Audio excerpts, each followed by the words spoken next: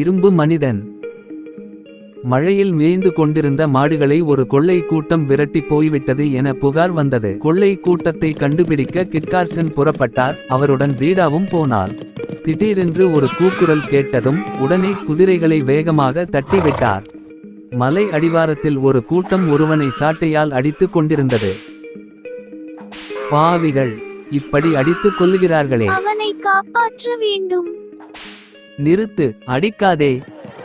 போய்விடு, இல்லாவிட்டால் உனக்கும் சாட்டையடித்தான்.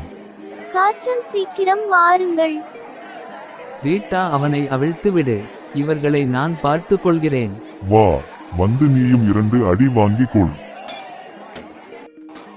இவ்வளவு கட்டுத்திட்டான உடல், இரும்பு மனிதன் போல் இருக்கிறான். உயிர் மேல் ஆசை இருந்தால் சாட்டையை கீழே போடு.